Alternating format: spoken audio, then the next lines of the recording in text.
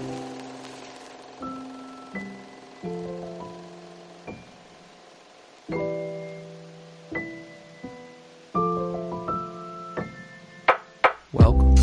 to Cinema Surprise, presented by the Penny Bloom Podcast, where every week we celebrate film, and one of us never knows what's coming next. Hello, everybody, and welcome in to Cinema Surprise, presented by the Penny Bloom Podcast. Today, we continue with Joseph's fourth pick. It is Arrival, released on November 11th, 2016, based on a book by Ted Chiang and a screenplay by Eric Heiserer, and directed by Denis Villeneuve. I am Colton Robertson. I am joined by Joseph George. What's up, Helton? What up, Homie, what up? Sorry, I totally tripped over that word for some fucking reason. It's all good, but it's still always a pleasure to be here. Very, very glad to be talking Arrival.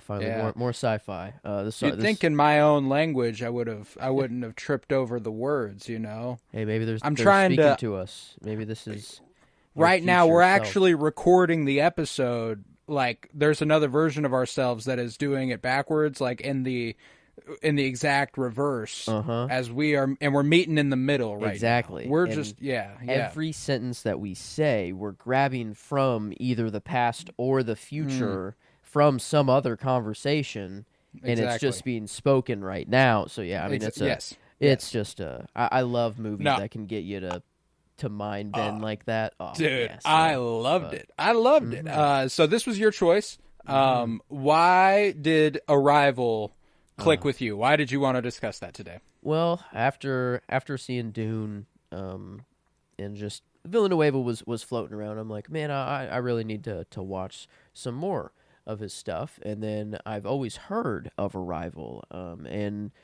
people have even told me specifically, hey, you would really like this movie. It's right up your alley. And I don't know why, I've just never gotten around to seeing it. And then I watched it for the first time not too long ago. I think it was about probably a month or maybe a month and a half ago that I watched it for the first time. And I was just kind of hooked. I'm like, oh yeah, I do. I see why people would recommend this movie for me. And I love sci-fi. I love this concept, and the story is actually good. And I feel like heartfelt enough too. Like it's kind of, I feel like that's kind of the most difficult thing to do with sci-fi is make it human. Yeah, make it heartfelt and have emotion and all that. And I feel like this gets me there. No, it got me. Yeah, it's it's interesting about sci-fi because I do think sci-fi has this tendency to be able to strike at the heart of humanity in a way that a lot of genres have the capability to, but there's this heightened version of this where it shows where we can go and what is possible, but is unimaginable almost. Like it's, so I loved the prospect that this movie sets up for us, you know, and sci-fi is so broad, you know, like this is quote unquote stereotypical sci-fi. We're dealing with aliens and coming to Earth and talking to them, and you know, but it obviously flips it on its head and does its own thing that is completely original, you know, like, and then like comparing it to like Mad Max Fury Road and Planet of the Apes. These are also sci-fi films. So like it's a huge genre, you know, it's a huge genre. So like it is funny, like this is what you would think of as a science fiction film. And I appreciate that it manages to take a launching off point that would be, I mean, and has been basic to so many science fiction films and stories ever. The Day the Earth Stood Still and War of the Worlds, and just like aliens have arrived. What are we going to do? And then they take it in a direction that I've literally never even considered before. And I appreciated Denis Villeneuve, obviously, we heard in the interview recently, and this gets brought up pretty frequently on the podcast because we've become pretty ingrained with visual storytelling. But for a gentleman who doesn't love dialogue and likes doing visual storytelling, this is and obviously he didn't write this one, so it's not like it's, Yeah. he wrote the Dune movies, so it is a little different there. I see why he loves it. I see he loves it though. Yeah. It's like language is literally visual in Mm-hmm. in this I guess for their species or Right. I don't know, what do you is it an alien race, an alien species, an alien I don't whatever. Yeah, both are applicable, I Yeah. think. No, Like and just the prospect he posed, like, this also has some of the most beautiful dialogue that's ever been spoken in a Denis Villeneuve film. I liked this infinitely more than I liked Sicario, that we covered over on the Penny Bloom podcast. For me, and I know this is crazy because I love Dune 2. This was like quite easily my favorite Denis Villeneuve film. There was a certain emotionality to it that Dune 2 got me to tears a couple times, but it was more because of the talent on display. I would not hesitate to tell you Dune 2 is a better movie. That's not something I have any qualms just going ahead and conceding, But man, this resonates with me in a way that I don't get out of Dune 2. That's true. Sitting in a theater and being rumbled with all that sound and having the music flow through you and you're and a theater does kind of change a lot of things and then but then I'm sitting at home just sitting down, peace and quiet. The sound's nice. I got a nice picture and everything, but like I'm getting to tears there. It's not because of the massive the experience and everything going on at once and I mean that is an interesting question of like which movie I like more. I almost kind of put them as 1A and 1B for me, and it is because of Dune. It is just kind of that epic craft of it, and a really cool group of young talent, and just epics. I don't know, an epic story as well. No, it is. It's fucking awesome. Like, and that's why I'm like, I don't want to undersell Dune by any stretch of the imagination. I'm only saying that to show just how much this movie resonated with me because I fucking love Dune 2. And I love Dune also, by the way. I know I'm focusing on Dune 2, but Dune is also fucking rad. So like I love both of those movies. But I was impressed with the storytelling here. Regardless of whether it was dialogue or visual storytelling, I appreciated the moral of the story ultimately, like dealing with aliens who are trying to help humanity because in 3,000 years they need humanity's help and they need them to be united on every front for that to happen. I love the literal shot of every country's name, every location, and it just saying disconnected. And it's like, oh, I wonder what he's trying to say here. I appreciated that. And that's like, sometimes you need on the nose visual storytelling like that to really wallop you. And it did, man. Like it was, and like, so that's, you have this big world impacting story. And then at the heart of it is a really, really moving depiction of dealing with grief and dealing with life, and I was floored by it. It was fucking beautiful. Just dealing with first contact of aliens and anything is always kind of crazy, but then to take it to the level of, oh yeah, we can't even really speak to them. We're kind of, if aliens were to come down, we kind of hope that they are smart enough to figure out our language and speak to us because like we would have to do this, like it would kind of, who knows if they would be as friendly as these aliens are, I mean, they need our help in 3,500 years. So that's why they're being friendly. But, if there are aliens out there and, they know of us, they haven't killed us yet. So I'm assuming they'll be friendly, that's my assumption. Yeah. But I mean, it's a crazy just question to have. And then I don't know how I haven't like thought of it before this movie of like, actually communicating with an alien if they were to come down, and then just we would send like, I guess that's like one common gripe. Like, oh my god, this video I keep coming back to it. Neil deGrasse Tyson, he did a tier list of of sci-fi movies, and his gripes on movies are hilarious. And I used to be this person, but he was like, if we were to do this in real life, we would send cryptologists or cryptographers and CIA agents and people who break codes and all of this stuff, not a linguist. And I'm like, well, I bet both would actually, a linguist actually is very crucial. Also, those people were there. Uh-huh. It's not like they weren't. It's just that this was the main person who figured it out. Like, they were getting nowhere. That's who they tried first, and they got nowhere. And so good job, Neil. Oh, You're man. actually Neil deGrasse Tyson. He's a smart guy, but he's hysterically out of touch with what art is on most fronts. But no, I loved the setup for this movie. I adore the idea that they're literally just trying to communicate with them. You got Bostonian Forrest Whitaker coming through, trying to see if Amy Adams can come on through, help us out. She's like, I can't unless I'm there. He's like, nah, fuck you. He comes back. He's like, okay. We know what you're trying to do. You're not going to get in there. Fuck. She's like, I'm not trying to do shit. I have to do this if you so I loved that. But one of my favorite scenes, it ultimately can't be my favorite scene because the back half of this movie is fucking insane.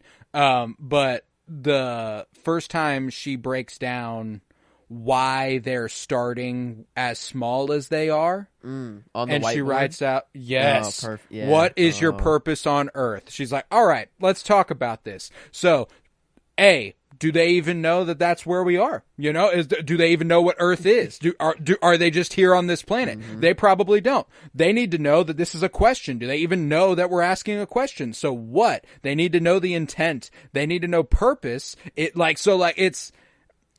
need to know not the group, not them specifically, but as a whole, their whole thing. And it's one of those things that I was watching it with Emily, and Emily fucking loved this movie too, which is always a really good basis for me to know whether it has general appeal. And she dug it. She dug it hard. But we were watching it, and we were just talking about how it's so crazy to grow up with a language like this and then be able to translate it into other languages. If you want to learn Spanish or French or German or any of these, you at least have a basis. They are earthly. We know how to pose questions. We know how to describe that sort of thing. We know they're starting from fucking scratch here, no noise. We grow up and we just learn English. You just absorb it. We're just a sponge. Yeah. We're just you just get it. Oh, da da da da da da da da. Like dad, mama. Dad. It's just repetition. Yeah, I mean and then whenever they're slowly communicating, one little circle at a time. But then at the end, whenever they give the gift to her and she can fully, understand everything. And then the one shoots off a bunch of ooze, ink, gas. I feel like I don't know what to call it, but shoots off a bunch of it, and then the other starts to just make all the small circles, and just have a bunch of them there. And then it hit me of oh my God, yeah, to think of how these beings communicate normally, it wouldn't be slow like this. Yeah. They were doing the same thing to her that she was doing to them. Yes. And it's I fucking loved it, dude. And I love that in that moment, they do that because they know a bomb is about to go off and they save them by turning the gravity there was dude, I loved it. It's just and it's crazy their powers and stuff. It's just it's perfect. I love when things aren't fully explained. It's they can just see the future, and she touches the glass and she touched them, and she has the power now. It's it's just aliens. So it's nice that you can kind of just use it as an explanation for things. But a lot of the other stuff is just very rooted in how we would go about it. I feel it is as realistic. It's weird to call this movie realistic because there's just aliens coming down to Earth. But it really does feel how our current Earth and our current governments would handle it. We would set up a military base and we would only let in the people we want to go in there. We wouldn't, if the public tried to come in and storm this, assuming they would just open fire and like kill all the people. You know, it probably wouldn't be fun. But so I don't know. A lot of it is based in reality still, and like we are on Earth. There's just 12 of them popped out. You know, just chilling. Well, and there was I'm used to watching. I've watched 4 Denis Villeneuve films prior to this. I'd watched Sicario, both Dunes, and Blade Runner 2049, which all have a human heart to them, and Sicario is obviously placed in the real world, but there's a certain element to that that's like I literally have no idea how real that is. But or American and Minds. it's so dim and it's dark and it's not hopeful and but I love that in this movie there is a really poignant social commentary about the way the general public would receive this information and how the media would manipulate certain people who are there to act against, to turn, to do a coup, to do an insurrection and try to destroy it. And I just thought it was really impressive because obviously we haven't been adults long. You know, the first election I remember, you know, like I remember Barack Obama getting voted into office twice. I do. But I didn't know what the fuck was going on. You know, I remember Donald Trump versus Hillary Clinton. And that was 2016. This movie came out in 2016. So there is a certain degree of relevancy in that regard where I didn't realize fully that people like that guy in the video that the dude's watching who decides to lead the coup existed. We need to do something about this. Yeah. You know, these aliens, blah, blah, blah. Yeah. And I didn't fully realize that was a thing that, like, because I felt like it was something that was radicalized via, you know, the 2016 election and radical conservatives growing more confident in their voice, you know?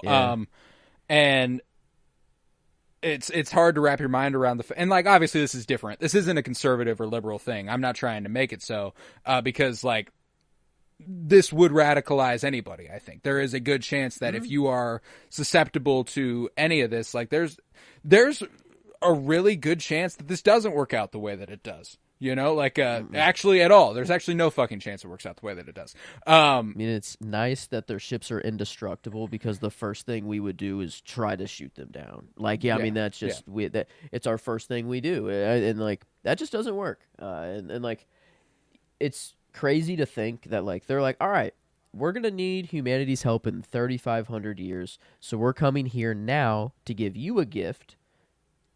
But, you know, you're welcome. You guys are primate, you know, just ants compared to what we are. You're welcome. We'll speed up your process. But you got to think, like, they're a peaceful species that has been living, and I guess they just know their fate, that they're about to be wiped out or whatever. Well, and that's what's interesting is they couldn't have been wiped out. You know, like there's so it does work. The time loop thing is that like it had to have worked. You know, like it or it had, like, they have to know it's going to work. There has to be a reason it works. There has to be a reason they came here, unless they're taking a fucking shot in the dark.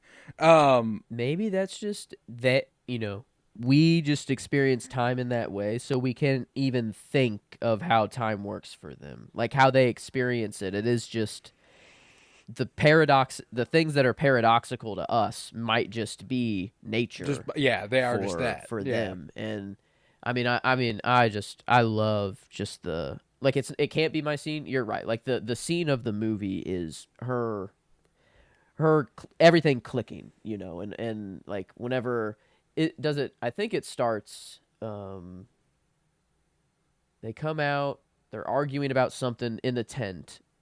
Yeah, and then her memories it's all of her memories starting to come to line up, and then it's the zero sum. That's right, I put it in That's my scene. Yeah, I mean, there's no other scene in the movie that I think is worth, like, that is the best scene of the movie. There's no like debate. I feel Yeah, like whenever she's in the flashback and her daughter's asking her, what is it when like there's like a win-win, like it's but nobody not a wins, everyone has to meet in the middle, Yeah. and she's like, a compromise. She's like, no, it's more scientific than that. And she goes, well, if you want science, ask your dad. Me and Emily went like this.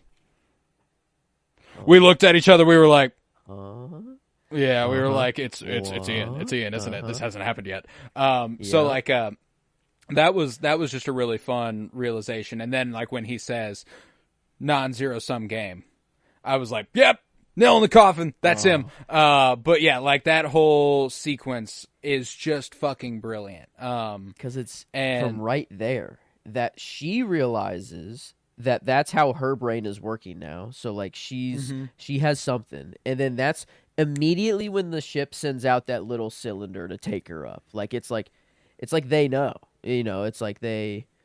I guess. And also, it's like spicing up. Things are happening around the world. China's about and she saw it, which is why she went out there to do it. And that's what's. Oh my god, it's so cool. Like, and that's why I'm like, there's a certain element to this where, yes, she is. Yes, they experience time in a different way. But to put it in 3,500 year terms, that is linear. Like it is 3,500 years from now, whether they are experiencing exactly that at the same time, it's possible. True. Like they almost certainly have to be, because Amy Adams is experiencing the loss of her daughter, who she hasn't had yet. But, and is there like a lifespan thing going on? These aliens aren't time travelers. They can just perceive time, as far as we can tell. True. It doesn't seem that way. They could be. They could be from the future. They could be. Back, yes, they could be time travelers. I don't get the impression that they are from 3,500 years in the future, and these motherfuckers came back. That's just how that's how they work. They know. Yeah, and that's why I'm like, their lifespan is probably just ridiculously long compared to ours. So that's why I was like, Amy Adams. Her character Louise experiencing things that happen within her life. She doesn't see things that happen after. So like there maybe I guess whenever she's given the gift, she can see everything from her life from that point on. But these creatures, they're probably born like that. So yes, from inception or from whatever, from birth, however they're born, they know everything that they'll ever do. I mean, we can view that as like, well, damn, that sucks. That sounds boring. Or I don't know. No, it's there's a different life. It's just, and that's why I love.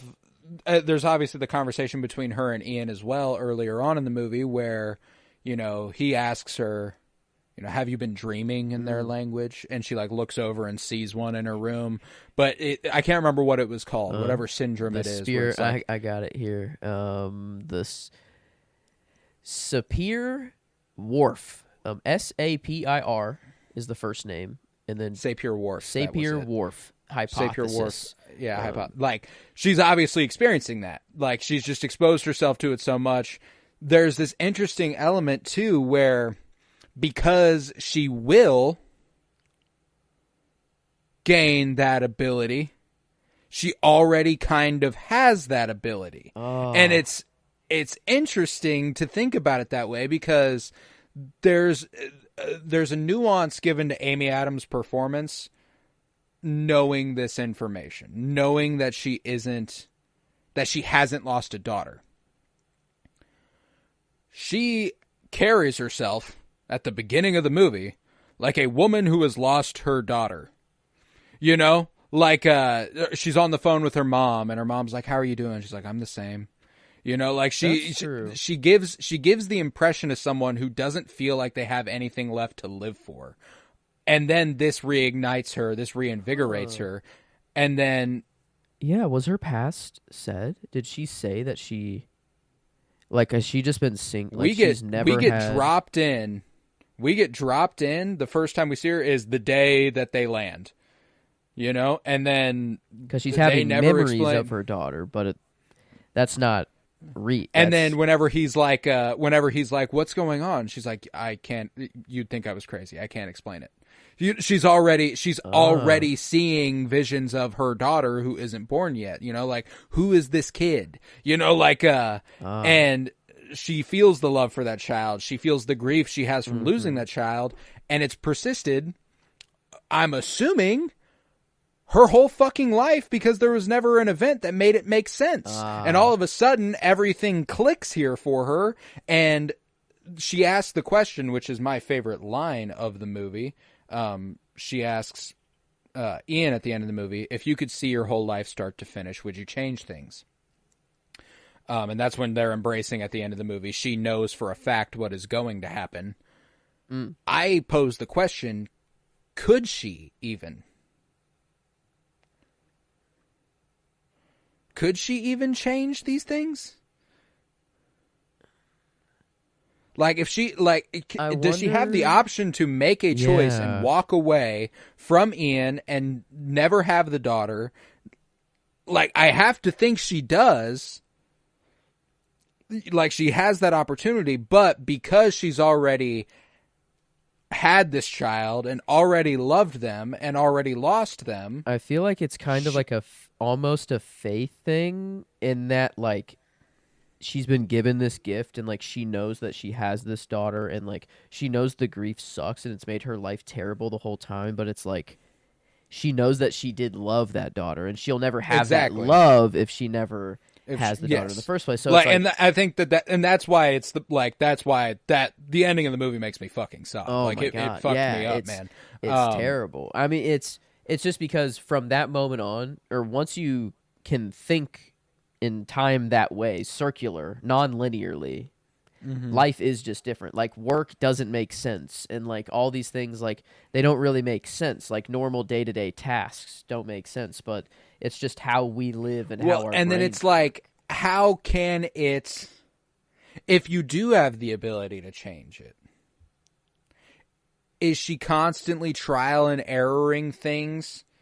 Is it like to like try Timothy? And like, she basically things? has the power. Like, is she able to, like? And that's why I'm like, because say, like, I, it's devastating and fascinating and awesome that we know. We usually talk about these movies like what happens next. We know for a fucking fact what happens next. That's we true. know what happens after this movie, and I love that.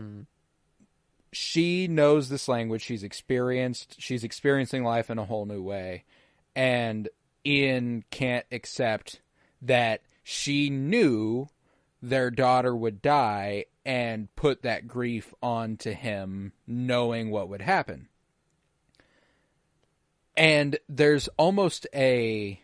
What do you do? No, yeah, like, there's almost a peaceful acceptance of that on her part. Like, she has no other option. Whenever she's like, she knows that he will be upset about it too. Like, she knows that will happen as well. I wonder if it is more of like that they do know, or it's like you have it shows itself. Yeah, eventually. It's not like clear. It's just like whenever she needed to know non-zero, non-zero sum game.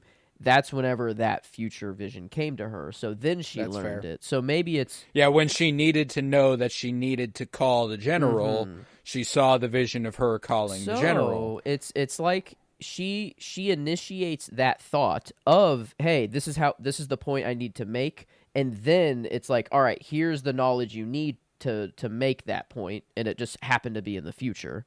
But maybe it could have been in the past. I don't know. Maybe that's how it works. It's just like as you need the information, you can just access it from any direction in time. And then that way free will is still sort of in no, check. And that's the thing, is that, like, I do get the impression that she does have free will. She chooses not to. She chooses not to do anything with it, yeah. though. And that's why I'm like, I don't know that she does. Like, I think she might be doomed to... Not doomed, but like there's like maybe you're right about the faith thing. That's the best idea I can come up with. That she was granted this gift. She's decided not to fuck with the gift. She knows that it's just how life is now. This is what her life is, and that's how it goes. Because if you knew that aliens needed humanity to save them in 3,500 years, and you were the first one to get this gift, and then start to change things, like you're, I don't know, maybe that's why she's like, I don't want to fuck up humanity, like I don't know the true power like maybe of this. exactly, and she just knows it's her job to pass this language on, so that eventually in 3,500 years, humans exist in the same capacity that these motherfuckers do. Like if it's just passed on and just passed down for generations and generations and generations, they exist in the same, like humanity will eventually speak this language. Yeah. And not... Yeah.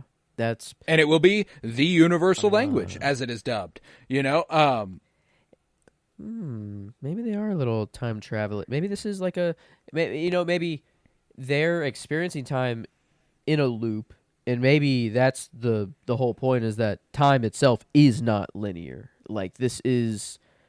the things that need, it's like a Tenet just thing. What's everything that's happened, it's a loop. Maybe, I don't know. They never explain it, which is nice. It is just left in mystery, and we don't know. Like, we operate under the assumption that we have free will because we really, really would like to have free will. It would really suck if one day aliens come down and they're like, "Hey, actually, we created you, and you've been your fate is serving decided, a purpose, and we already know how you end." Like, if we were told that, we'd be like, "Oh, well, that does suck." And then that would be a part of our fate, and that whatever you did after that would be a part of the design. So and like that's why it. Yeah, I think that the free will question. I mean, like they do literally pose it. That's why I do think it's important. I'm not trying to expound on something that doesn't matter to the movie. She literally says, if you knew your future, would you have the power to change it? Like, would you do that? And it is just fascinating, man. I loved the ideas this movie posed, and I loved the execution. One thing that I was a little shocked by, in terms of just this whole... It is my favorite Denis Villeneuve movie. It might be my least favorite looking Denis Villeneuve movie. Yeah, Sicario looks better than this. Like, yeah, consistently. Like whenever they are in the ship or whatever the fuck, like that all looks really, really good. I guess, but the night sequences are really dimly lit, and they don't look very good. And it's not like a choice where it's like, oh, well, that's what we... It's going for the naturalistic lighting thing that I'm just not a huge fan of. And it's not that it doesn't work. It does work at points. Like there are... Like whenever the helicopter pulls up, and she's standing in her house on the upper floor, and it's coming through the window, and you see the lights flashing on her. That shot is really cool. It's very brief. It's very quick, but I love that shot. And... there's an interesting desaturated look to it, where even when they're wearing orange and they're coming out of yellow tents, it's still dull somehow. And I'm curious if they are trying to kind of say something about humanity in contrast to... look at the land that they're on, how lush and beautiful and green and mountainous, and the blue sky, and then just the base camp, tents, boring as fuck. And maybe that, I mean, because when we're in the ship, it does look really cool, and the camera is always set up like very well to give you the long shots, like whenever like the gravity first switches, whenever the first contact. Oh, that might be my shot, is like the camera kind of switches with the gravity, and then you see like them, like the people switch. It was just my favorite of that sequence was when Ian jumped on. And he stands and he looks down, and there's a dolly zoom that makes the hull longer. as he's looking at it, and then it does it the opposite way, and I was like, oh, that was fucking heat. Yeah. I mean, it was gorgeous. And like, so that's why I'm like, I'm but I mean, like, Blade Runner 2049, undoubtedly beautiful movie. Sicario, undoubtedly beautiful movie. The Dunes, undoubtedly beautiful movies. There just happen to be sequences in this that I think are less visually stimulating. Maybe I should put it that way. It's not that they're worse looking. It's just that there's almost more to look at in other movies. And it's like Villanueva's standard. It's not up to like his standard, but I feel like for an average movie, this still looks. This is a good like that's why I'm like, it's a good looking movie. It's just as of yet, it's compared to Villanueva's other work, it probably is my least favorite looking Villanueva movie. This is true. But my favorite shot, and here's where that other shit comes in. This might have my favorite shot of any Villanueva movie, and that's why it's hard to really compare with anything. Where Louise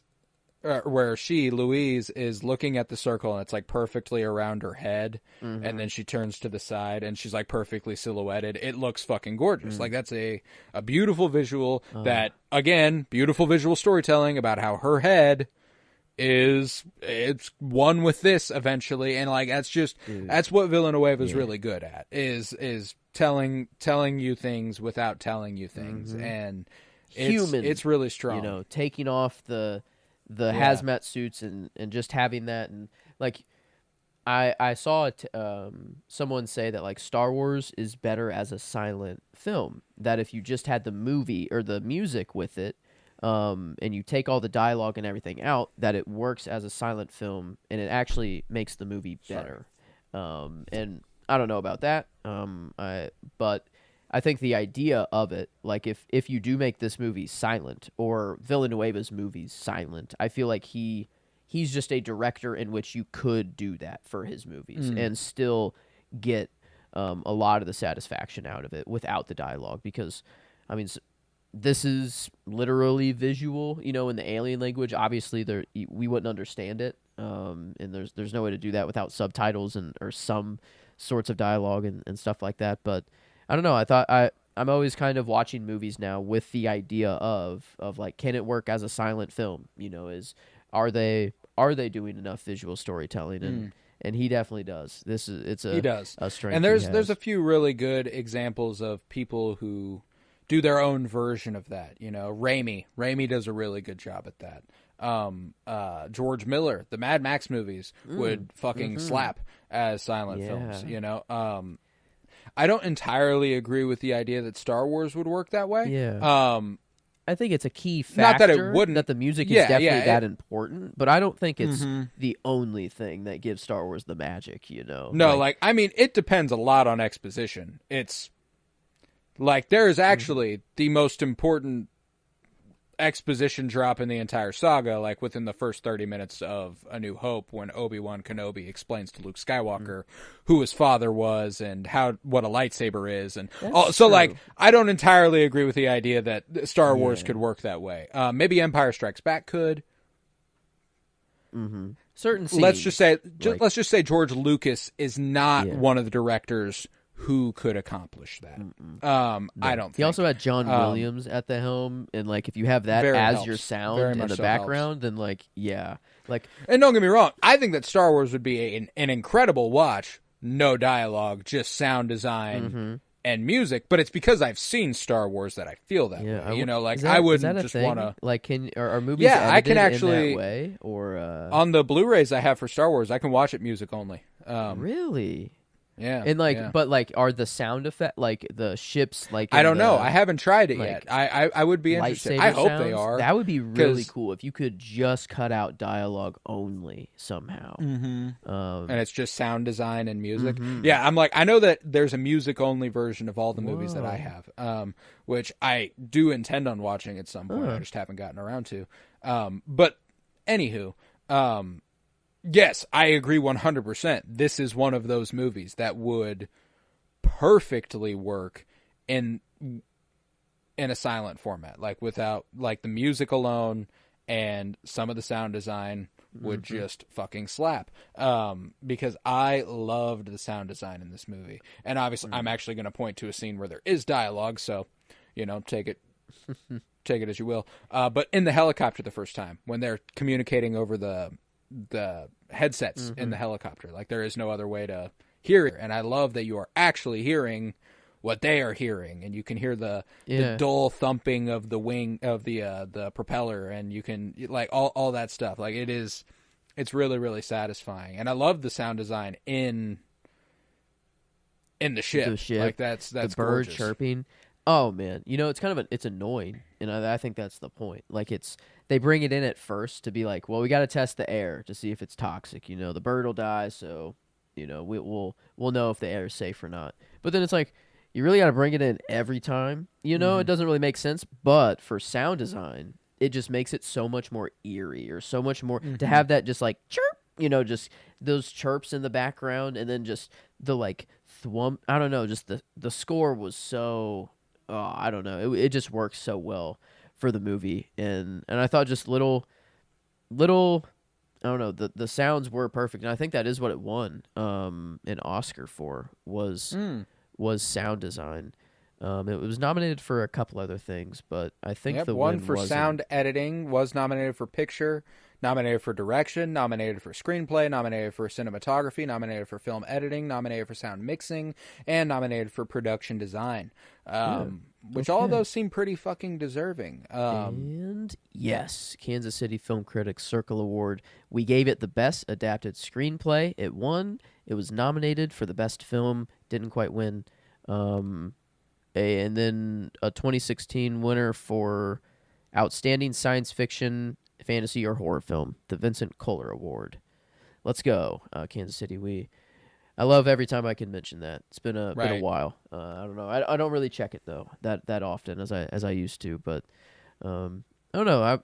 The more I talk about it, the more I can definitely give you more reasons why I like this movie more than Dune 2, I think. Dune 2, a lot of the root reasons is it's just so well made, and it looks so good, and it sounds so good, and just it's cool. No, the filmmaking in Dune 2 is it's ungodly. Utterly astonishing. It's just oh my god. And but this it feels that somehow Arrival, a movie in which they're going from a tent to a ship to a tent to a ship, has more substance, or there's more emotion. I don't know. There's more humanness. There's more real tears. I don't know. Just tears that are like within the movie itself, and then like me thinking of like if we were to do this in real life, and how like I don't know how crazy. And I wish that it was kind of like this. If aliens were to come down, it would kind of be like a selection process. They'd weed out all the government people first, because they're like, "Yep, you'll shoot at us and you'll send your people. You won't get anywhere. Just wait until the right people show up." And I don't know. And it's also really cool that they are such a peaceful species that they are literally there to motivate humanity to work together. Even if China and Russia had done stuff to try to kill them, there wouldn't be retaliation. I don't think they would have fought back. I don't think that's something that they had the capability to do. If they wanted to, it literally would have been just kamikazeing Earth, like go really high with our ships, plummet them into the ground. But like, I don't think that's what they're there to do. Like that's not what they want. Plan times 12. Yeah, dude. Exactly. Oh man. Yeah, but so like that's even whenever they like, what could we do? Like they know the future. The time that we tried to kill them, they sent they flexed on us. Whenever we sent whenever our military tried to kill them, they're like, "Fuck it, we don't care about this scientist and linguist. If we can attempt to maybe kill or do something, like what do they think that one C4 explosive was gonna do? In that ship, like if it did blow up, I don't know. Maybe it would kill them. Maybe the whole ship were to go down. Maybe I don't know. I guess something would happen. But stupid plan. Idiot. But like, I love how they're just like waiting till the last second, and then they, just push them out of the room. They know what's gonna happen. They're like, all right, well, funny, funny little toy you had there, little C4 explosive planted under the table, acting like, all right, guys, come on now. I guess I'm operating under the assumption that like they know the future, and I know that they know, but these military men don't. So It is. I don't know. I think that is kind of like the point of her free will question and like the end of the movie. It's like once you have this gift or once you think of time in this way, life is just different and Yeah, morals like, do you and have the motivation yeah. to try to change things, or is there a certain serenity in knowing that this is what will happen, and just And kind of accepting that? do morals completely translate? Like our morals come from our brains, which are very time is linear, and we will die one day, and that is it. And so everything we do has to happen linearly. But if there was some revelation that came out that was like, no, time isn't linear, and we were told that way somehow, and we all maybe didn't get this ability. I don't know, because if we all had this ability, obviously things change and like everyone is Yeah. just very different. But if we were just told that time isn't linear and that it is circular, I don't know what the word would be, but like if it is repeating in some fashion, I feel like people would just our morals would change. Like even if we were just told that, not given the true ability of knowing our future. I think morals themselves are kind of I don't know, they were made in a world that is linear, so it makes sense that they apply to linear things, but once you get into that other world, it's like everything just falls What apart. even is your Yeah, existence it's at that like point? So, like, and I appreciate what they try to approach. Like, I'm just going off what I perceive Amy Adams' performance to be, because this is the most show don't tell thing in the movie, because they literally make it the twist. You know, like, they can't tell you what's going on. They can't tell you how she's feeling in certain moments. Like, the acceptance and serenity and the idea that she has her daughter. Yes, one day she will lose her, but every single day, every single minute in the meantime, she's going to cherish the time she has with her. And I think that more than anything, removing yourself from the science fiction of it all and removing yourself from that, if you break it down to just a story about knowing death is inevitable, knowing that tragedy is something that will occur, you will incur loss in your life. People will die. Is there any, like, just remove yourself from having this ability even. Is there anything you can do to prevent that? You know, no. That is an inevitability. That is something that will happen. And to grapple with that idea via a science fiction film and put it in these terms is really, really compelling. And I appreciate that originally the gentleman who wrote the story, I believe his name was Jeff Xiang, if I recall correctly, off the top of my head. But the screenplay adaptation, Ted Xiang, my bad, by Eric Heiserer. I absolutely adored this screenplay as well. Just the way that Denis and this screenwriter worked in tandem to create this story was really, really strong. yeah, I got one I think my line, and I was between. I just put the Sapir-Whorf hypothesis just so I'd remember that if it came up in conversation. But the thing I put down is whenever she was talking to Forrest Whitaker and she was saying, let's say that I taught them in chess instead of English, every conversation would be a game, every idea expressed through opposition, victory, defeat. You see the problem? If all I ever gave you was a hammer, and then Everything would become a nail. It's like, so it's all whatever our reality is all that we know. And I have a saying I say to myself is just, you don't know until you know. And it feels like that's just kind of what's happening here, but with her. Well, and to go back to, them teaching her the way she's teaching them, is there something to the idea that they don't know everything and that they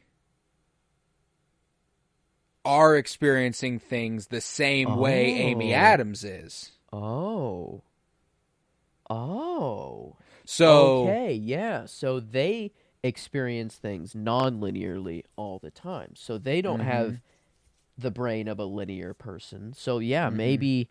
maybe this is like an actual exchange, like hmm, Like, yeah, like I don't obviously, know what they're it's gaining other than them saying that we need you in 3,500 years, but maybe that's just what they say to gain something else. Yeah, I don't know. Like, is that actually true? That they do need them in 3,500 years? Are we just them in 3,500 years? You know, like, is this what that was the humanity other thought becomes? You I know, had during it. I'm like, um, I doubt it, but like, and that's why I'm like, there's such a mystery about it that I really really appreciate. That's never really defined or nailed down, and I appreciate when sci-fi or mystical storytelling does that. Like, not hmm, everything needs an explanation, because if they did take a whole fucking section of this movie to explain how they experience life, it would feel out of yeah, place. no. Um, Lightning.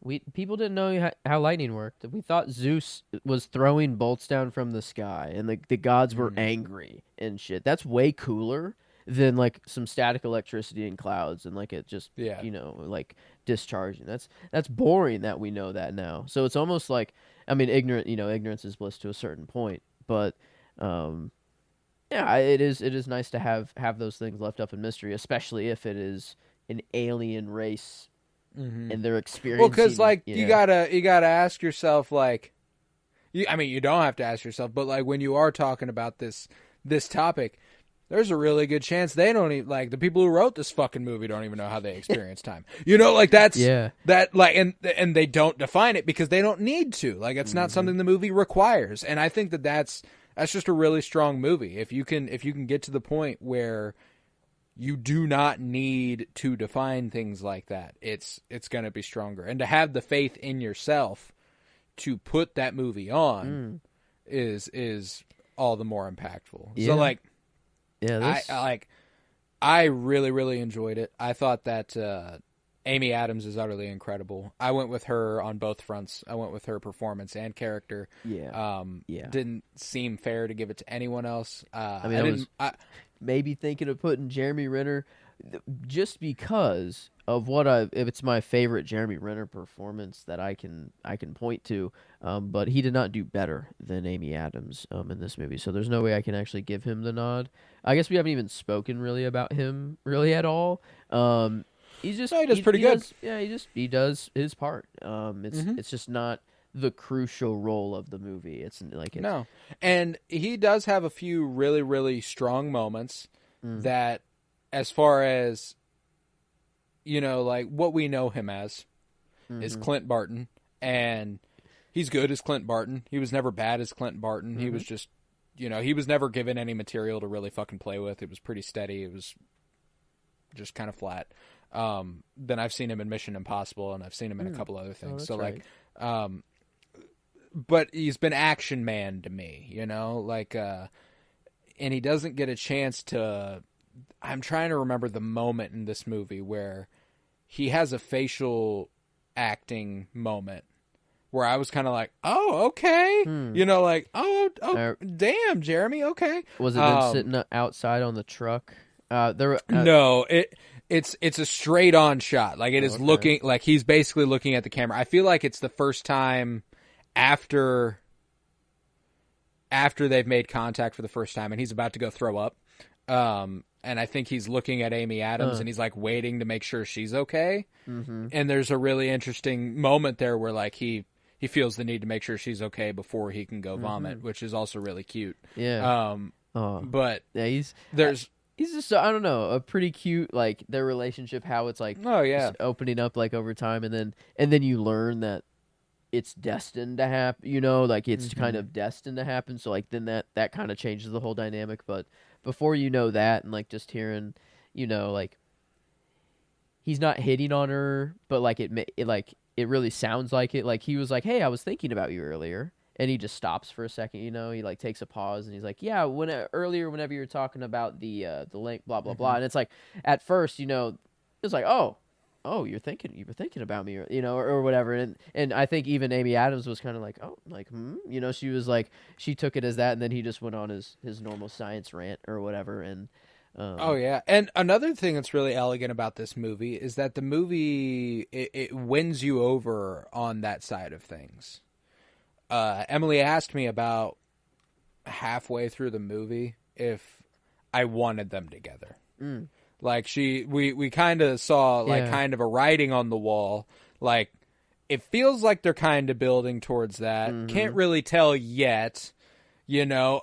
And it becomes more clear in the second half of the movie, obviously. But at that point, I was like, I don't particularly want them together. I don't particularly not want them together. I guess we'll see. And then like within the next 30 minutes, I was like, that they are meant to be. I love them, you know, like, and that's what's really cool is that like, I just love that this movie had that in it. And, it's, you know, I've always said that I'm of the mind that any movie can be improved from romance. And it was just the cherry on top. And I also appreciate that it gives you the full scope of that romance. It lets you know that it shows you how they fall in love, and it tells you why it won't work. Yeah. And I think that's we got the full story of their romance. That's man, what a weird way to live, or a weird that would change. It would change everything. And could you change everything? Could you? It does seem like it. Well, and that's what's interesting too. Is Amy Adams' character willingly accepting that this is her fate to give future generations the chance to change theirs? You know, is she a hero in that regard? Is she trying to do something? She's the giver of the language to everyone else. I know what So my destiny is. Maybe I'm giving them the power to change theirs. Yeah, because I mean, even the aliens, they call it a weapon. They're like, hey, we're offering you a weapon. And then that's whenever, you know, the military's like, oh, yo, what's going on here? You know, it's spicing up now, blah blah. But it's like, it really is like it is just language. But there was a line. I think it's a famous line. It was from some philosopher, I think, actually, that it's like that weapons are the first thing drawn on the battlefield, or something like that. Like words are the first thing drawn on the battlefield. Yeah. And this language, I mean, like, it's crazy that it's honestly like a double-edged sword. You kind of want a universal language, but then on the other hand, it's like, then all of these cool words that come from different parts of the world that don't exist in other languages are lost, and like all that culture that's there. It's like, having one universal language feels weird, but it would be really, really nice if we could just communicate with everyone on Earth and not have to worry about a language barrier. It's kind of crazy. Well, and that's what's interesting is that, like, all the language does, understanding the language, once you officially understand it, it gives you a different perspective. Yeah. Once you have that perspective, do you need the language anymore? Oh. You know, can you, like, you know, I'm sure plenty of people are bilingual. You know, like they're learning this language. Once they figure it out, it's like, dope. If I ever need this, I can use it. But if not, you know, and it's cool to frame it as, you know, we were talking about if Amy Adams is kind of just in the river, just going with the flow, you know, like she can't do anything about it. That's that. I think there's a really cool idea that they call it a weapon because it is all powerful. You know, if you use it for the wrong reasons, I guess. Yeah, I mean, like, you would have to use it for the wrong reasons, I guess. Or is that even available? I don't think they mean it as she brings up at one point in the movie where she's like, "There's a chance that our word weapon." Isn't what they mean. Like, they could mean tool, and I think that's more what they mean. Yeah, she did go back in there to talk to them after, and she was like, offer weapon? Like, what does that mean? Yeah. And they're like, and it meant more of like their language, and like that's Mm-hmm. what what they were offering. And I guess because whenever she steals that dude's phone, calls the General. is it, oh yeah, just general in China, and says the words of his what, dead wife already. I mean, that's just pretty cool. Yeah. That's badass. But like whenever she hangs up the phone, it's kind of like it's the opposite of a nuke going off. It's like it was the exact polar. If this one thing didn't happen, then who knows what would have happened afterwards? Like Mm-hmm. World War III, and who even, I don't know. But it's like an anti weapon. At least maybe that's why they chose her. Or man, it seems you're right. It does seem from the first moment we see her, she's already dealing with the grief, and she could have just been Mm-hmm. a more sad person, on average. I don't know, but like Yeah, no, I mean, like, it doesn't require you to yeah, experience a loss like um, losing a child to experience depression. I don't want to frame it like but that, but we're in a movie, and like the fact characterization that wise, they are doing this at all, the aliens, indicates that you do have the ability to change fate. Like you do have the ability to do something like that because they wouldn't need to do this. yeah, why are they even coming to Earth in the first place? Yeah, they would. Yeah. Mm-hmm. Well, and unless it's like because they have to and they're in, it's fate, like, Maybe and so maybe like that's why. yeah, maybe that's what it comes to, is that Mm. she realizes that there isn't free will. I don't know. Maybe that is what the end of the movie's trying to say, and that it isn't that she's just going with the flow and accepting it, and whatever it is that It's too actually serene for no. that. It's too serene for that. Yeah, I think it's too positive for her for the more like and it's I think only she would have a positive more because we want free will, though. Like it's Hmm. like not having free will might not be a bad thing. It's just it sounds bad to us right now, Right, yeah. but No, there's a really interesting idea that Quentin Tarantino has probably. actually. I read it in a book. I read it in his cinema speculation book where he says that like us getting our free will taken away is actually not the worst thing possible. What would be the worst thing is us losing our ability to create or to I can't remember the other, but like just like okay, I don't get to create the thing. I get to create though, and I don't agree Yeah. with it. But it is an interesting Huh. idea, and there is like I think the end of this movie, like I don't think it's just because I'm a human and because I want free will, I perceive the end of this movie as happy. Mm-hmm. I think the movie is a happy That's ending. true. I don't Yeah. think it's like, and I think that. So I do think it's Hmm. possible that there is the ability to wield it, but it requires the collective. No singular person Mm. has the ability to make massive change in their own life. I see. It Yeah. is a weapon, a tool that is used It's to speaking benefit everybody. instantly. It's like our sentences, like they're very linear as well, and it does take me time for me to make my point.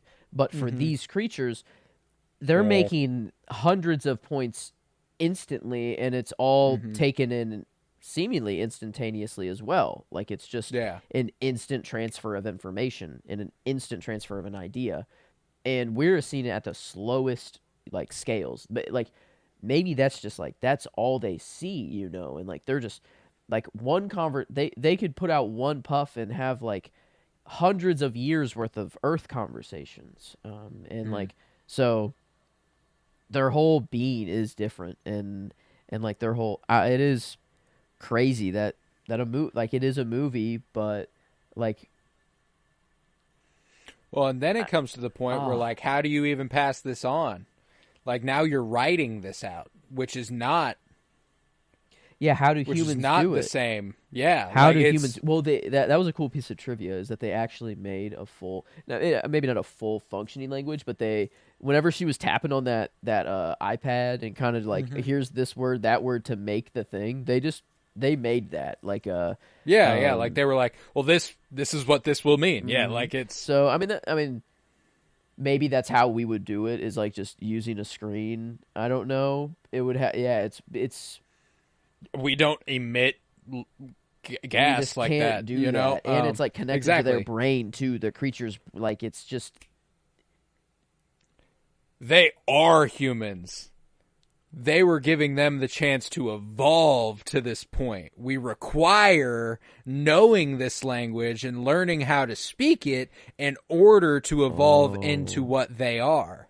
yeah yeah like maybe our brains can only get so big thinking linearly, and then this gift alone is what boom can it just that just the Huh, that is pretty cool. I mean, a lot of people wonder of like how humans got so smart out of nowhere. Like Hmm. what's the change? What was given to us? And maybe, like dogs, I guess, don't think linear, or they do think linearly, but they don't really have the full concept of time. They just kind Yeah, of every day is a new experience. fucking day. Yeah, Yeah. and so like maybe, now I'm going off the left field, but maybe whenever aliens came back at one point and they gave us, you know, linear thought for the first time, and then we evolved to where we are now, and then it takes a point to like this to give you the next layer of brain thought. You're not quite Yeah. ready for it yet, but now, okay, now you're ready. We'll give you a non-linear thought and see what you can do with that now, Mm. sort of thing. And um, Oh, so Yeah, so no, she like is I kind of functioning as that. She is like giving the gift to the rest of the world and kind of mm. being them. So she That's is why I'm part like of the there is an collective. yeah, that's why I'm like I think that there is a chance that it's not so much like it's we also think extremely individually. Like Mm-hmm. there's like they put an emphasis. We are one of 12, like that we are Yeah. not we don't speak just for ourselves. We are trying Wow. to help everybody. And like we need you to help everybody. So there is a chance that when this evolves, it's not a hive mind, but the world is much more about Yeah. collectivism as a whole versus the individualist society that we've kind of cultivated in Wow. Europe and America. Um, Yeah. Wow. Wow. I mean, language is just a weird thing. Even taking the alien thing out of it, if you were just to no, tell like, someone there's a group of people on this part of the on land that speak one way, and then this group of people speak another way, if you were to merge them together, they would have zero clue on how to communicate. That's just kind of a weird thought on Earth, and we have more than two languages. We have I don't even know how many active languages there are in the world. It's probably in the thousands. I don't know. Or is yeah, that tons of them. overshooting it?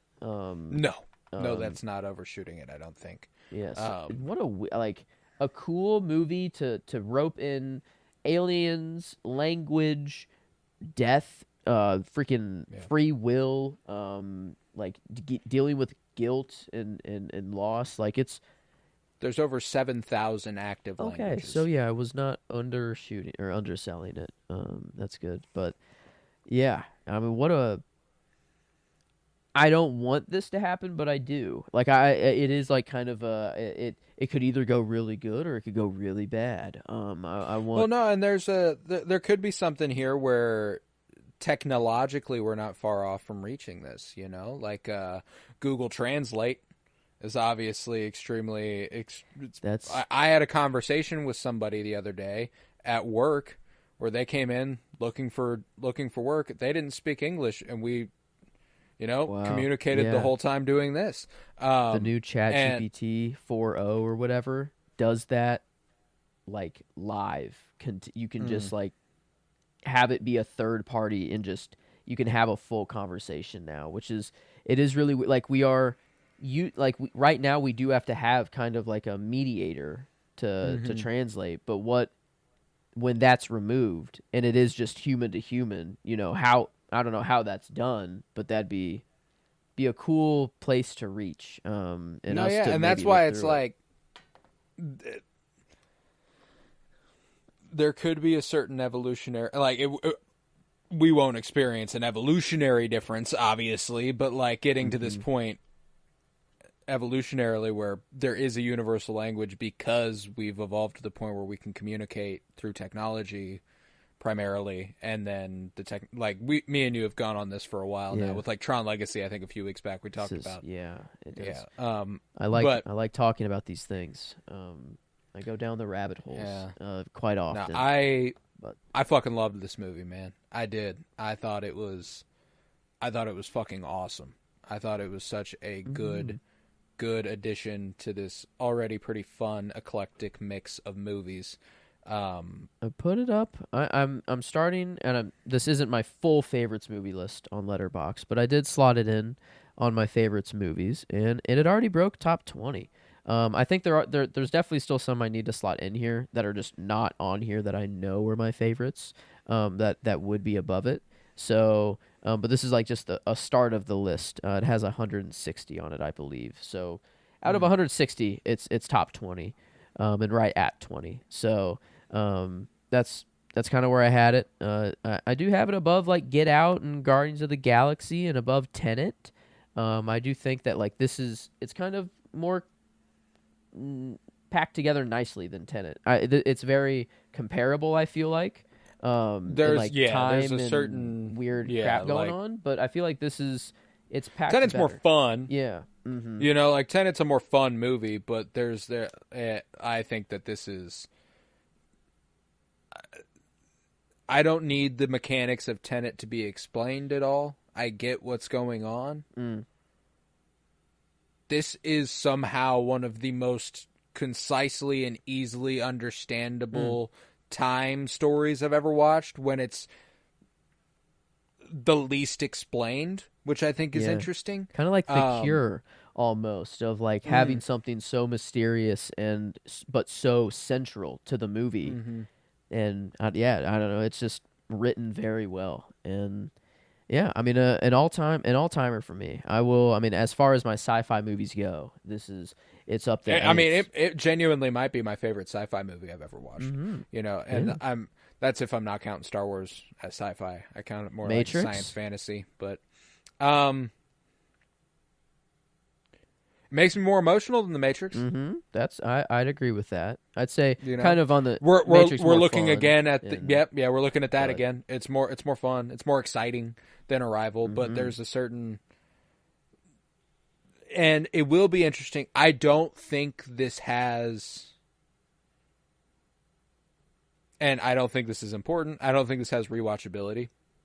I will rewatch it. Yeah. That's not to say that it's like well, one and done. I'm never going to watch this again. No, I probably will watch it again. It's meta. It works to prove the point of the movie.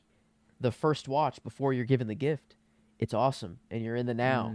But then once you know, and you do have that know, it is because on my second watch, I was kind of like, man, I already know what's gonna happen. Is the movie that much worse? I mean, I still cried, so like, I guess I did still. No, and that's the thing, is that there's still a human heart to it, and that's why like it does have a degree of rewatchability. That's why it's revisitable at all. It's just one of those ones where like The Matrix has a different kind of rewatchability. You know, like and that's just not a problem with twist movies. It's just a reality of twist movies. Like it's like, you will not get as enjoyable a watch out of it as you did the first time you watched it. Nope. That's just how twist movies work. Whereas like with Tenet's a little bit of a twist movie, but it's just like also fun as Shawshank fuck. Redemption. It's really awesome that first time. Whenever you don't know that Tunnel's there, he's digging out, and his whole escape plan. After that, it's just a really good emotional human story, which is what you're looking at here, And I don't think Shawshank Redemption has a crazy amount of rewatch value either. So like, nope. Good choice there. It's right up on my list. It's right there on my favorites. It's nice to have this right here now. Letterboxd is definitely going to be on my. I don't know. I'm using it a whole lot more, obviously, now that that I got all these features. So, but yeah, I mean, I dug it. I dug it a great deal, and it will be a nice revisit eventually. Usually movies like this are too complicated to want to show other people. But I will confidently recommend this to anybody. My whole family, I told my brother, if I can recommend a movie to my brother, it's pretty well universally appealing. Accepted. And I feel this is one I can recommend to anybody. Yeah, I'll probably recommend it to my little brother as well. But yeah, no, it's a good fucking movie, man. It's a really good movie, and I've been told that for a really long time. It's been at the top of my list for a really long time. Like, gotta get around to Arrival. Gotta get around to Arrival. And I'm glad that I finally did. So thank you to you for forcing me into that by making it a cinema surprise. It's the exact reason I put it up here. Is when I finally got to it, I'm like, oh. Man, wow! I realize why all these people have been saying these things. So yeah, we got there.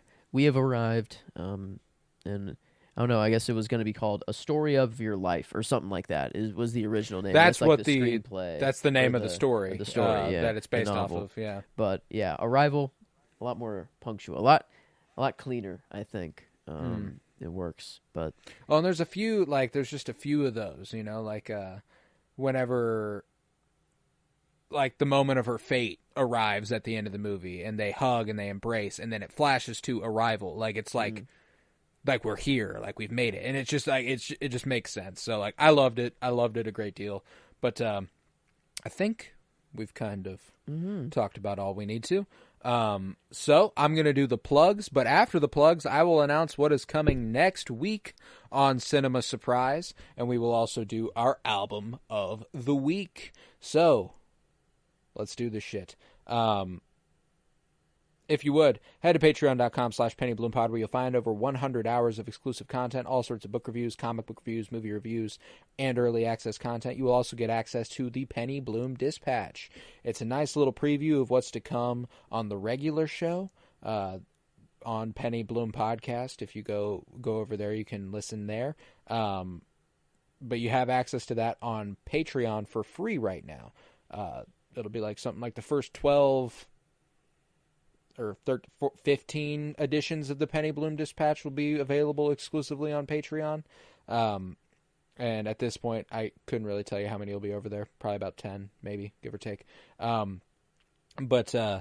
Yeah, so that's free on Patreon. You just have to go over there. You don't even have to pay the $1.50 a month to gain access to any other sorts of content. Free. The Penny Bloom Dispatch, that's more timely news, archaeology from Joe's side of things, entertainment stuff from my side of things. It's a lot of stuff. It's a lot of fun. But yeah, head to Twitter, follow at Penny Bloom Pod. That's where you can find everything for all shit going on. Fire and Bloom, or coming soon, The Cinementalists, and the season 2 of Cinema Surprise. Inevitably, you will be able to get updates on that on the Penny Bloom Pod Twitter.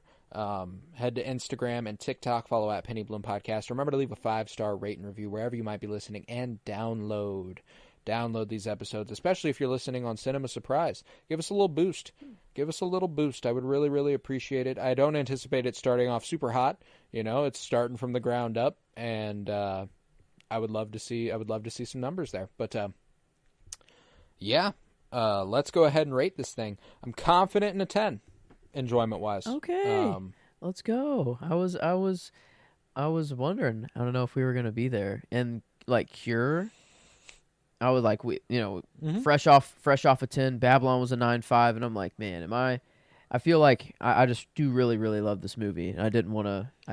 No, I knew it as soon as I watched it last night. Sick. As soon as I finished it, I was like, yep. Okay. I know exactly how I feel about it. Like, I'm not exaggerating when I say it's one of my favorite sci-fi, if not my favorite science fiction movie of all time. Like, that's how impactful it was on that first viewing. Okay. Awesome. Because I was like, I didn't think. Well, I couldn't Sumide for Tron, so that was already there. But I was like, so I was comfortable. I was like already accepting like a 9 something, and but I'm glad. I'm glad that we can. There's no debate needed there. No, yeah, it's a 10. And then it's a 10. Okay. Then I guess critically, It's strong. It's a good movie. Knowing his visual prowess usually and what he can do, especially with scale. Like I expected some scale shots of the ship to just, I don't know, make it. They did well and stuff, but I don't know. Just what I know of what he can do. It would have been nice to see some more visual stuff, but the writing, what's really important, what I really like, and the story, the storytelling was it really, was really incredible. So, like, and the performances are really strong. Amy Adams and Forrest Whitaker are the easy highlights for me. I like Jeremy Renner. He's not bad by any stretch of the imagination. But yeah, no, when I come to the critical side of things, I think that high eights, low nines. 9 was seeming maybe too high. Even like maybe 9 would be the ceiling. I could maybe give a 9 flat, but like 8.75 or 8.5. I guess Babylon was 8.5. Let's see. I feel like we're dealing with opposite things there, where I feel like that movie's like all vibes, all flash, all that, and the story. I mean, like, I like the story. I think it's really, really strong, but I would give this the edge there. So I think I would put them on roughly the same level. I think I'd probably give this the edge, though. I think I would say this is a little better than Babylon. Maybe a little 8.75. I'm comfortable with Let's that. see. If we were to do that, it would be a 91.6 or 91.7, so a 92 percent. And so I mean that's pretty dang good. I mean The Cure still at a 97. Casablanca at the top, 98, and then The Cure, and then this would be in third place now. I think that's apt. That's how I would do it off the top of my head. Yeah, I think I would agree. I think I do. The Cure and this are, I think the Cure is, or just Cure is the closest example of how. I don't know. I like it. The writing was so good and so mysterious and just so captivating. But more rewatchability with Cure. Arrival. It's just I'm glad I seen it, and I'm so glad I've watched it, man. I will inevitably rewatch it, and it's one of those ones like where I don't like Cure. I wanted to spam.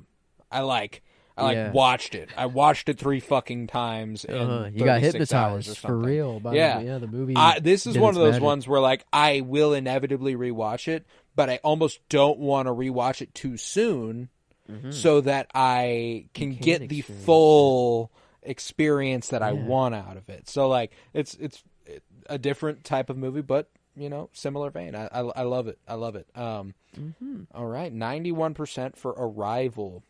Yeah. Are we? And what do we want to do? Do we want to do album of the week? Is your album of the week sort of a tie-in? Do you feel like it could? No, probably not really. Not really. All right, no then let's do connection. the surprise.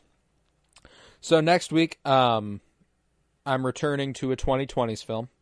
That's kind of the back and forth I want to do. Okay. I did a 40s movie, I did a 20s movie, I did a 90s movie, I'm going to do a 20s movie again, and then I'm going to do an older one, and then I'm going to cap it off with the 20s. That's kind of the balance I want to go with. I want to show Joe as many 20s movies as I can, and myself as many 20s as I can. In this case, as I'm picking another one I have not seen. 2 weeks in a row. I went with Cure went with Cure 2 weeks ago. Last week, as it will be 2 weeks removed from the episode that we will. Sorry. Last week I went with Cure, one I hadn't seen. It gave me a lot more faith to go with movies I haven't seen. Kind of spread our wings and hope for the best. I like that. So next week we are going to be covering 2023's La Chimera, starring Josh O'Connor. Yeah. Okay. Here it is. It is an Italian film about archaeologists and the black market and how they are trying to dig into a little something. I have a lot of faith that this movie could be really, really strong. Okay. And I have not seen it. I've heard a lot of good things about it. Only recently got a theatrical release in America. only a couple months back. It is available digitally, so it will not be difficult to find. You will be able to watch it. Perfect. Josh O'Connor in archaeology is all I need. That's all I need to get me in right now. So I'm in. And I believe Isabella Rossellini is also in it. Who is Flora? Who is? Where do I know her from? I mean, she's kind of a legend, but you might know her most recently from being the daughter of Ingrid Bergman, who was the lead in Casablanca. Oh. Yeah. Whoa. Yeah. Okay. Well, then... She was also the third wife of Martin Scorsese, and longtime girlfriend of David Lynch. So Isabella Rossellini's been around the block. And she's also, like, I know I'm putting her relations as an important thing here, but she's been in a lot of great movies. Blue Velvet by David Lynch is one of my favorites of all time. She was just in Problemista. She's been in a lot of good stuff. So I'm very excited for La Chimera. I've heard a lot of great things. And that is what we've got coming next week. 2023's La Chimera, directed by Alice Rohrwacher. Wow. Super excited for that. So, yeah. There we go. Next week, La Chimera on Cinema Surprise. Fucking be there. I would appreciate greatly. If you're listening on Penny Bloom Podcast, as these episodes are available there, next week, go ahead and tune into Cinema Surprise. Check it out. Check it out over there. Same shit, same episode, but different theme song, trying to build something over there, but we wanted to give it a soft launch where, it's available over there, but it's also available here. It's just, a little comfortability. But when season 2 inevitably rolls around, it will be exclusive to the Cinema Surprise page. So you might as well already get it going over there. Might as well subscribe to that. Might as well download those episodes, because that's where future shit's going to be. So, yep. La Chimera next week, and at the end of that one, Joe will announce his penultimate choice. Super exciting. But let's do an album of the week. Let's start with yours. How you feeling? Well, I'm going more modern here. I've already got a Cudi album, so I'm just kind of going down the line of my favorite artists. And this week, I'm going to go with 2013's Childish Gambino, Because the Internet. It is my favorite Gambino album. I don't really have maybe one that I just listen to more than all of them. I just listen to all of his music, really. I have just a playlist called Gambino, and it's just all of his albums kind of thrown in there. But this is the one that I have the most kind of hits out of, the most liked songs in one album. It definitely comes from here. I feel like everyone knows like 3005 and Sweatpants. But I really like Oakland, or it's Telegraph Avenue, is one of my favorites. And Pink Toes. I really love me some Pink Toes. That sounds really weird out of context. Do ya? Track 17, Pink Toes featuring, how do you? Janae Aiko. Thank you. Oh my God, the song goes hard. And is he lots of Flight Stockholm? of the Navigator. Flight of the Navigator is my shit, buddy. I love that one. Yeah, okay. I don't, it is hearted, but I guess off the name, I don't know. I'm trying to think of some of them. I don't know. I don't know that one off name, which is surprising. But yeah, it's an album that I've been listening to for quite some time. It's not anything new, and this kind of the point of this is to expand my horizons, and listen to new music. But sometimes you just got to fall back on the classics. Yeah, this one had to get it out there, because Cudi's album was one that I've listened to for quite some time, and Tron as well. So I know that one's been in there. So I'll my next one, I'll make sure I'll expand the horizons for myself. But I guess I didn't expand the horizons this time. I went with one of my favorites of all time as well. Okay. My album of the week is Heart of Stone by Cher. Love me some Cher. Big Cher guy. Huge fan of Cher. If I Could Turn Back Time is an absolute classic. That's on this album? Everybody, it's the first song. Gets you fucking going. And then she's like, you know what? Just like Jesse James, track 2, Crazy track 2. That's like if I ever like, I feel like if I rise in like a crime family, right? Okay. And my hubris gets the best of me and I'm on the run and it's going down. Firefights happening. I'm going down in a blaze of glory. I want the song just like Jesse James playing.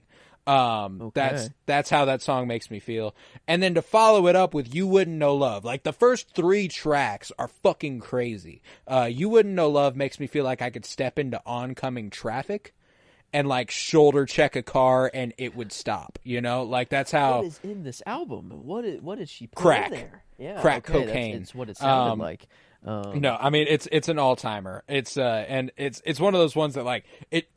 You'll listen to those songs, like specifically You Wouldn't Know Love, and you'll be like, oh, that's how that makes you feel, huh? But it does, you know, like there's a few songs that make me feel like, you know, the culmination of a movie. I'm running through the airport to find the girl getting on the you can't go, No, you know? no, Yeah, that's okay. that's the move the album's got all sorts of vibes. But the first 3 tracks are just like 3 of my favorite songs ever, and they come one after the other, so it just gets me fucking going. Oh, yeah. Yeah, I love I know that. if I could love turn that back album. time, I do know that one, but I'll have to check out those other 2 for sure, if not the whole album. So I do. Yeah, it's Cher, a strong one. yeah. It's a strong. Dude. I love me some Cher. Yeah. I'm a big Cher guy. How could you not be? I don't know. Yeah, she rocks. She rocks. But all right, cool. Because the Internet and Heart of Stone. Love those for the album of the week. Remember, come back to Cinema Surprise next week where you will find us covering La Chimera. And on that episode, Joe will announce what the 5th movie of his will be. And I'm so very excited for that. But with that, I was Colton Robertson. I was joined by Joseph George. Thank you very much, homie. Oh, thank you for having me. It's always a pleasure to be here. Oh, and it's always a pleasure to have you. And remember, peace, love, and bloom. And if you could see your whole life from start to finish, would you change things?